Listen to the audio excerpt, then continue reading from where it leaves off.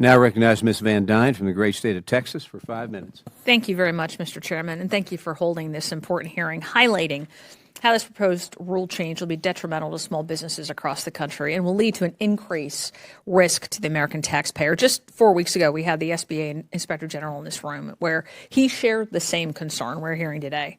It's clear that the SBA is in no position to take on additional responsibilities. From allowing fraud to run rampant in pandemic relief programs to this unprecedented weakening of lending standards in the SA and the 7A lending program, I am deeply worried by the Small Business Administration's pattern of incompetence and seemingly disdain for taxpayers. One major concern with this rule is the change to credit available elsewhere, which requires that a lender look elsewhere for credit before looking at the SBA for funding.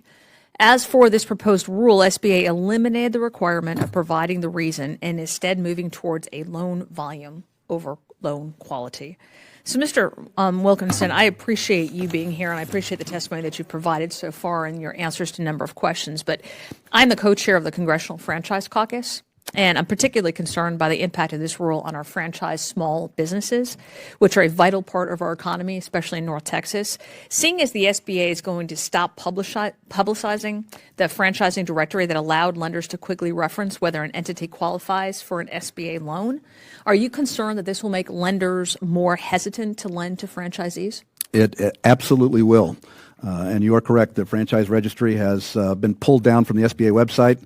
We instructed our lenders to download the latest and greatest list of approved documents the day before they pulled it down, so lenders could still go back to that registry to see who would still be eligible. But correct, there's going to be a lot of lenders who are going to be very hesitant based on the new rules to engage in franchise financing. I appreciate that. In the recently issued SOP, which takes effect on August 1st, SBA revised the requirements regarding what a lender has to do to prove that the loan complies with the statute requires, which says a borrower can't get a 7A loan if they can obtain credit elsewhere. Mr. Wilkinson, what did SBA change about credit elsewhere, and why do we need to know about these changes? What do we need to know about these changes? Two important changes. First of all, every time you make an SBA loan today, you have to have a narrative in the credit file as to specifically why that borrower cannot obtain credit elsewhere. It's got to be detailed out.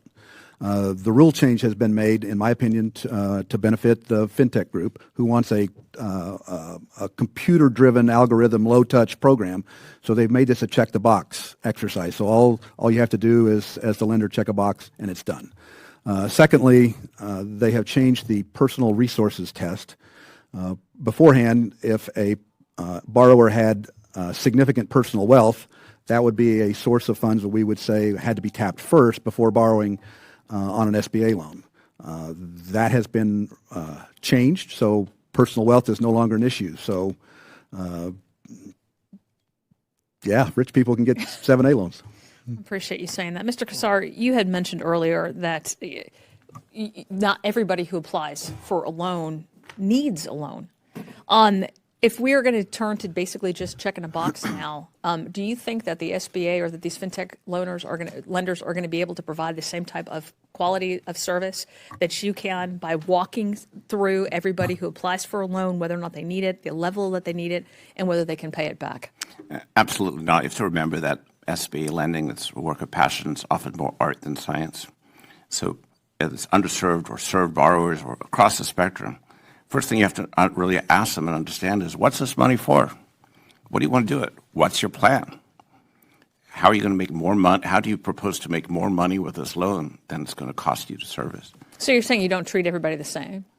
I'm not saying you don't treat everyone the same. What I'm saying is that you have to have a thoughtful conversation with a borrower to begin to understand what's the root of their ask. Do they have a good reason for not needing this money? And if they don't, you have to counsel them to take some time and do some planning and some thinking and then come back to the table when they're ready. So you think that the personalized service is of a greater value than just checking a box and going? 100,000%. Do you think that actually helps people not have to borrow beyond their means? 100,000%. Do you think that actually helps them to be better small business owners? 100,000%. If you borrow too much money too quickly or without a plan, you get into trouble. And do you think that the SBA is actually providing that with this change in service? Absolutely not. They're trying to streamline it, make it quick, fast, and automated.